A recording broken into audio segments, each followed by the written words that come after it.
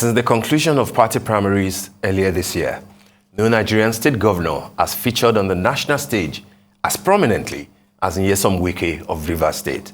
The governor, who just celebrated his 55th anniversary, has for most of this time been waging a war against certain leaders of his political party, the People's Democratic Party, for perceived injustice, which effectively shut the door against his aspiration to contest for president.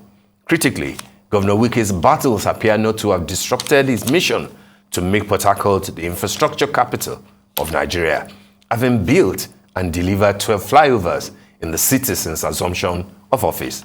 But questions have been asked regarding to what extent these projects can go in delivering the desired dividends of democracy to the people of the oil-rich state.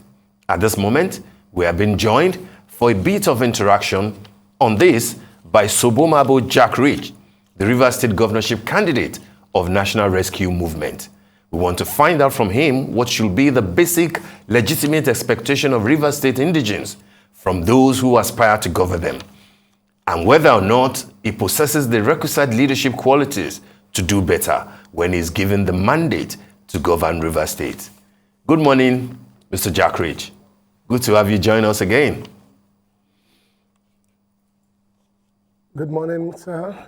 Good morning. You're welcome. Thank you for this privilege. Thank you so much. I remember our discussion the last time that you were here, and you sounded very confident about the need to take Rivers State on a different trajectory. And I wanted to ask you if things have changed, because we have seen that rather than relent, the ruling PDP in Rivers State, of course through the governor, Nyesom Wike, has been speaking more, has been commissioning more projects. And as if to respond to one of the things that you said the other day, that he concentrated in Port Harcourt, it looks like some of the commissionings that he has done now were outside of Port Harcourt. How would you assess what has happened in the last 1 month, and will that change your resolve, to take over the reins of power from him? Because, from what you have said, he has only concentrated his activities mainly in Port Harcourt.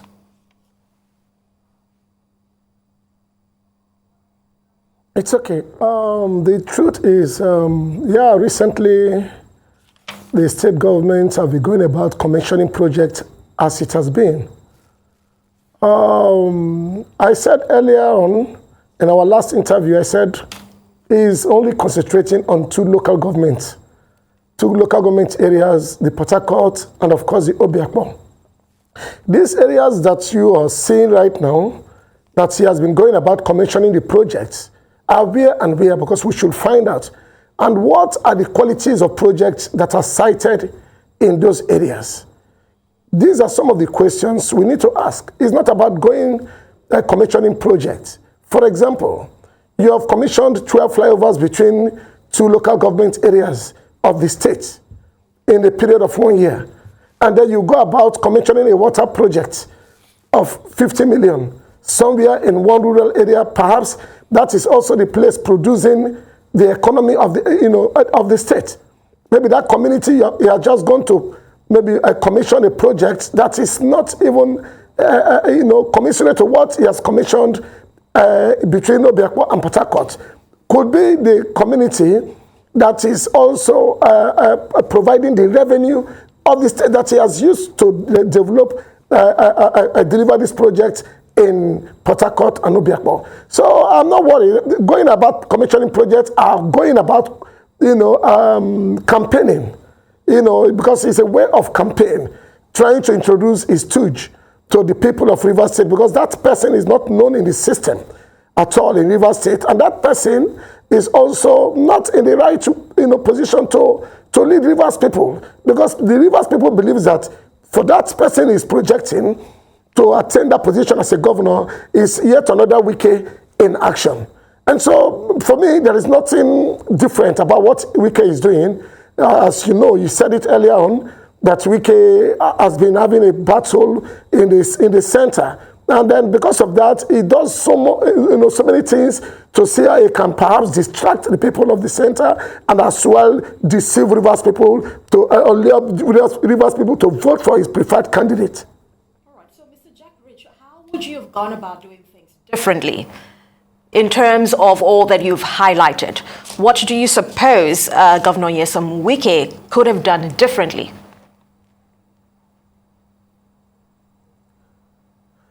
Yes, there is something I call the 5 pillars of hope. It's my agenda. I said that 5 pillars of hope are the 5-point agendas that I have. First, we will come out because Rivers State does not have any industry as of today. I can't remember anyone. Someone can remind me. We'll come out and industrialize Rivers State. We'll enter into massive industrialization so that Rivers State will be, will be at the forefront. It can begin to provide something or produce something for ourselves that will bring in, in case this other side of revenue is not working, we can diversify because our youths are not employed. We will also go into what we call mechanized agriculture. Mechanize agriculture, and of course create jobs. Once these things are provided, Rivers State will be up again because our people in the state, the youths, both the elderly ones, they are not employed. Rivers State, as of today, in the index of unemployment, it goes high in Nigeria. And so we are trying to see how we can create jobs for our teeming youth and of course for the people of Rivers State. So they are not depending on just politicians. As of today now, the state has turned in such a way that everybody has to reach the governor before they can survive. We are also planning to see how we can also urbanize the rural areas and of course go into urban renewal. Because why we say we are going to urbanize rural areas is because as of today, what we see in Rivers State is rural urban migration. Why? Because the rural areas are not equipped, they are not developed. Nobody wants to stay there. There is no light, everybody wants to go to the city. And then Rivers State is too big to be a one-city state. So we are going to change the strategy, we are going to introduce urbanizing the rural areas so that it can meet the needs of the people, so that the people will be grateful to begin to live in those areas. We are also going to see how we can also develop on the already situated infrastructures, renew them and also create other avenues for people in most areas in Rivers State. Trenches. They are not developed. Nobody goes there. For example, the waterfronts in our state. You go to Baptist Water Side, you go to Torres Beach, all these places are deserted areas. They are also part of the urban, but we are going to see how we can renew that areas, bring it to a standard that will begin to draw people to live in those places. We are also going to provide what we call quality education, because as of today in Rivers State cannot boast of good education.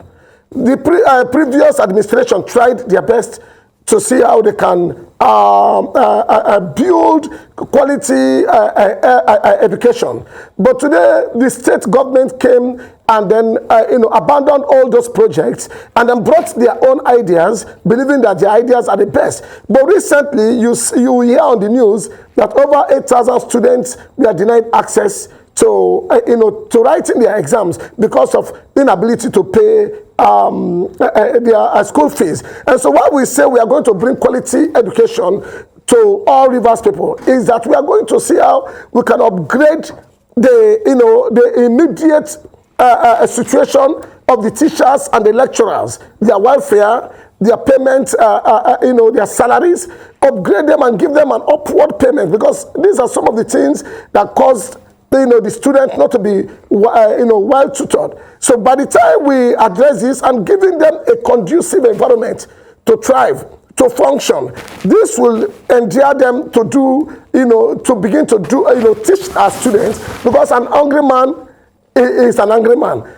An idle man is the devil's workshop. If these lecturers or teachers are not well paid. They don't have a conducive environment. There is no a reason for them to be happy in their project. They will not be happy to go and begin to educate our students. So for that reason, we are going to also provide what we call an insurance. An insurance policy. We are an housing insurance policy, and of course, health insurance for the teachers and their families, because these are people that made the governor who he is today. There is no governor without a teacher. It was the teacher that taught the governor, the lawyer, the doctor, and they became what they are today. And so if we don't look at that sector critically, we may last out. And so we are going to also look at that. We are also going to see how we can provide very quality and affordable health, sector. Healthcare system for the people. The River State today has almost a static health system. In the rural areas, people are dying untimely. Deaths that ordinarily could be prevented. For example, you will see a woman who wants to give birth, and because of what maybe is needed, what is needed is an attention of a doctor. But the doctors are not found here because there is no functional health care system. Sometimes they happen to go to the native those locals to deliver them, and sometimes they get complications. So we have to see how we can provide functional health system in these rural areas, and so that when these things occur, there will be people to address it squarely.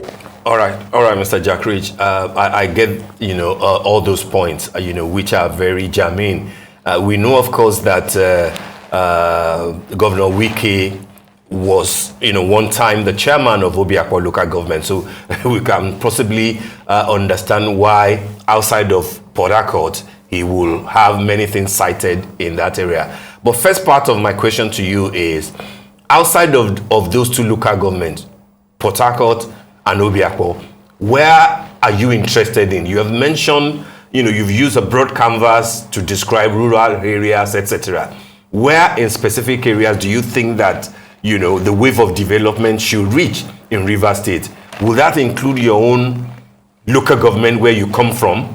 That's one. Secondly, can you give us an assessment of, the sort of safety that you think people should expect in Rivers State? We have heard of issues of violence against those who are trying to mount posters and etc. for the candidate, the presidential candidate of the PDP, who were not allowed, to do so. We have even, heard of in other states, somebody was killed in Imo State, the other time, a candidate of the Labour Party, in what Mr. Peter Obi has described as, like a politically motivated assassination. And then there have been various reports about attacks on INEC offices and formations. How will you assess all these as we inch closer to the election, particularly as you think that it might affect Rivers State? Well, first, insecurity in Rivers State today is caused by the same government that are perceived that they may not be able to hold sway to power as they expect, and so they resort to causing this insecurity. The destruction of billboards and posters. They have done it to me as well, severally. Destroying my billboards, my posters in several areas of the state. But the truth is, what they want is to distract us from what we are pursuing. For me, I know that he, as a governor, was one time a chairman of the Obiakpo Local Government Council. But me, I also knew about the antecedents of the governor while he was the chairman of the Obiakpo Council. You know, the records are very bad. But the truth is, we are moving forward now. If today Governor Wike and his cohorts choose to begin to be violent, you know, now that we are trying to see how a new River State is born, he has served his tenure. He has did what he can. He has tried his best. He gave us several flyovers and all that. But let him leave some other person that the state decide. Because Rivers people are now waiting. It's not, you know, this violence cannot distract the people. No matter how you intimidate the people, they are ready because they are wise enough to know that the government actually enslaved them. The government actually denied them access to quality leadership, access to transparent and accountability. They deny, in fact, our budget as of today has never been, you know, seen before. So these things will not distract the electorate. The electorate, especially those people from the rural areas that have never experienced anything good in this present dispensation, are tired, and they have decided to say enough is enough. Most of them are the people who have encouraged some of us, especially me, to vie for this position, knowing that I am an activist, knowing that I'm a freedom fighter, knowing that I am genuine in all my activities. I have no negative style of leadership. Over the years, I've shown them competence, I've been accessible, and that is why they said this is the kind of leader they want, and that I should come and change the narrative. But I am not ready to join issues with my dear governor and his people, because, you know, joining issues with him, he has all the money to himself. You know, definitely they will use this money belonging to Rivers people to begin to fight us. But all I am doing is to be focused. Is to be focused and to encourage our people not to also act negatively, because the government are doing what they like. We too should join them in doing what what they expected us to do. They only wanted to distract us. But I am telling you that these things can be handled with one reason. When you have leadership that is people oriented, when you give the people the kind of leadership they want, you are accessible. Your leadership style is credible, is accountable. There is no doubt about it. It will automatically address this phase of insecurity in the state. Whether you like it or not, what the people want is for the government to also be sincere to them. The people cannot be happy when they are seeing the government, saying A, and then what they are doing is a different thing. It is B. The people knew that the government are telling them lies, and they will also resort to violent change. You know, trying to see how the government will be, will be uncomfortable. For me, being a freedom fighter, I know the reason why we went into the creeks. I know the reason why we choose to fight against the system. Because we were underdeveloped, because we were disenfranchised, because the Niger Delta are the people laying the golden egg, are the people producing over 60 to 70% of the economy of the state, of the country. And yet, you know, we are marginalized. These are some of the reasons we went in. So if leaders like us who actually stood for the struggle come into power, we'll be able to do the right thing. And that is why we said we are tired of fighting for some other people to come that are not in the system to come and take up leadership, and they amass wealth for themselves and their families, abandoning the reason for the struggle. Now we are in the struggle. We that are the leaders of the struggle, we have decided to take up leadership, so that reason for the fight, that reason for us to have gone to make, to challenge the government, that the government should come and develop us. We've given this mandate. We will now introduce it, because the people have to see it, that yes, truly, the man who is at the helm of affairs fought for the struggle, and now he has come to give dividend of democracy to the people of Rivers State. And that is why I said, this time, we are not going to give it out to any other people, but we who stood for the change will come and lead, so that change will be prominent in the hearts and the minds of the people of Rivers State. All right, Mr. Jack Rich, you seem to have quite a catalogue of projections for River State, as you have highlighted over the course of this discussion. Now, in light of all the work and advocacy that you and your party, the National Rescue Movement, have embarked on over time, the question here would be, what do you reckon your chances at the polls next year will be? And what will you base your response on? You seem to have suggested quite subtly earlier that you are the people's choice. Am I wrong?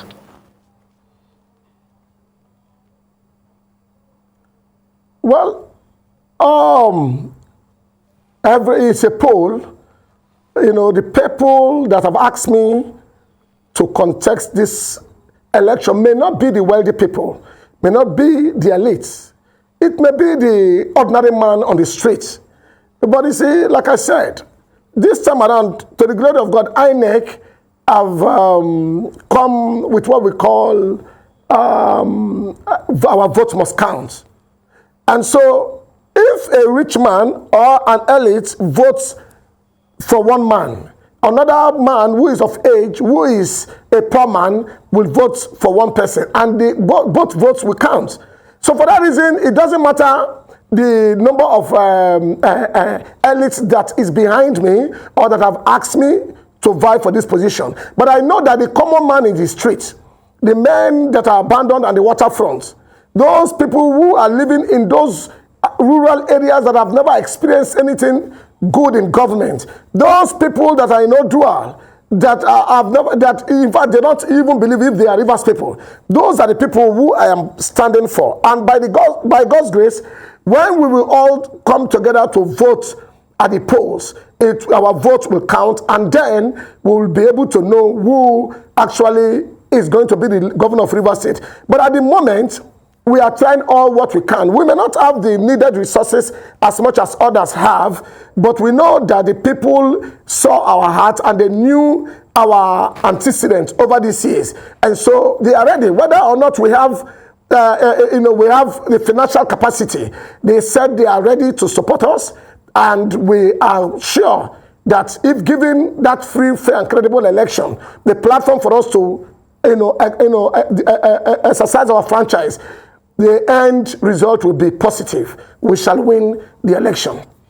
Okay, one area that you have not mentioned, either now or the first time that we spoke with you, will be how the complementary support that is meant to come from whoever you are supporting for the president will boost your chances. So I'm asking, does your party, the National Rescue Movement, have a presidential candidate that you are supporting, or will you be pitching your tent with another person while hoping that will boost your chances to becoming the governor of Rivers State? Well, first and foremost, yes, my party at the center, yes, I'm aware that it has a presidential candidate. Okay, but today, I am from Rivers State, and charity begins at home. If the presidential candidate, until the presidential candidate have met us to discuss that with us, because we are still expecting to see the candidate. But the society is wise now. The society is not ready to do a party thing. If you look at everywhere now, you will see something trending like OB and all that. It is because the people are tired. The people are tired of a party system that will decide, whatever they want on the people. That is not the right thing to do. For me, if I have the opportunity to have a meeting with the candidate of the National Rescue Movement, I would then know what to do. But at this moment, I am also in Rivers State working tirelessly, knowing that I don't have so much financial capacities to be going up and down. I am in the state trying to see how we can sensitize the people of the state, letting them know that gone are the days of political party nominations should be the head. This time around, what we want to do is the person and not the party.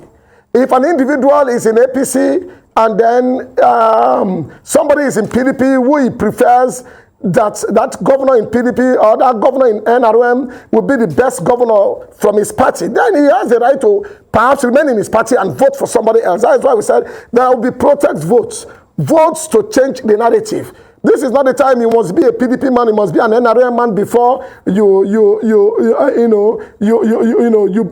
become a governor or you become a president. No, it doesn't matter where you come from. What the people need is, do you have that competence? Do you have that, needed capacity to lead the people? If you do, it doesn't matter your party, the people will support you. But all I have been telling Rivers people is that whether you like it or not, if you like, you provide one man from the NRM or one man from the Labour as the president of Nigeria, and you did not bring somebody who is in line with that person, who share the same vision with that person, you bring another person that is like the present administration, then there is nothing that can be changed in Rivers State. And that is why I have given myself to them to access. I may not be able to I go about my campaign, with luxury cars and all that. But of course, they know that over the years, I've been with them. I've been in the village. I live in the village with the people, and the people access me on a daily basis. What they want is a government that they can access, a government that will not intimidate and victimize the people that give them power. As of today, I am out and I've given myself for them to use me and let us work together. It is a collective thing. This is not something that one man can do. And that is why I even asked them, I said, we shall all be partners. Let us be contributing partners to this this project. I may not have all it takes to succeed it, but whoever has even 1,000 naira, it will go a long way for us to succeed. Because it is only when one man comes to be a governor of Rivers State with his resources, he claims, just like the present administration is doing, he claims that he spent over 100 billion. Until that 100 billion has been recovered, nothing will be done. All right, Mr. Jack Rich, I have to come in there very quickly, please. Right, got it. We just don't have a lot of time, but I just want to come in very quickly as we wrap up. In Rivers State, you currently have over 10 candidates of various political parties that are vying for the polls. Most of them are prominent citizens of the state. The likes of Tonya Cole, who is a renowned businessman, Sim Fubara, who is also a candidate for the ruling party, Senator Magnus Abe, who is also a former senator of the Federal Republic of Nigeria. Now, looking at the profile of these individuals and how prominent they are, what made you believe that you could scale through? And I'm glad that you touched on the financial capabilities earlier. How has this impacted your personal political journey?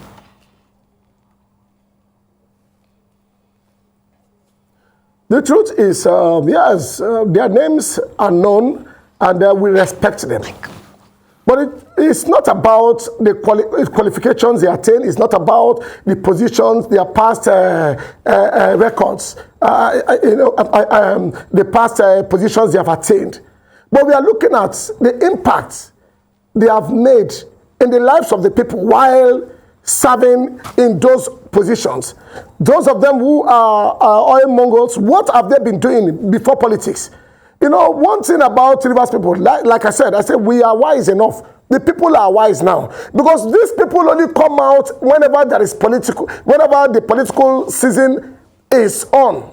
They only come out when the campaign comes to go around to tell the people one thing or the other that they will do for them and begin to dash them, the monies they have denied them access to deny them, access to, to have. For example, now, recently, there was a flood ravaged some parts of Rivers State, the Awoda side and other parts of Rivers State. And you see every candidate rushing down to Awoda in the name of going to, give them relief materials and all, and all that. But the question here is, these people, where were they over these years? Have they been to that communities to touch the lives of the people in that community? The answer is no. But me, that is seated here talking to the people today, I have over the years touched the lives of the people even without doing nothing in government. I have done so much for the people, created businesses for many youths in Rivers State. Now, 2012 or 13 thereabout, the same place the flood ravaged as at today. I have been there with, with relief materials to encourage those people.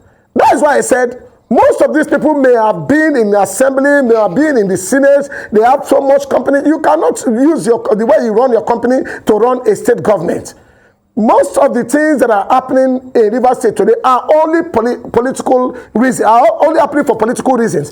The names you call, like the Magnus and others, these are people who have attained so many positions, but what have they done in their constituency, in their immediate constituency?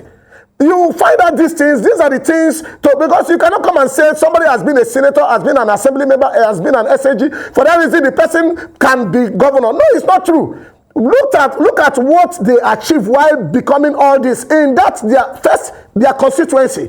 Have they impacted the lives of the people? What projects do they have to show to the people that while in this position they did this?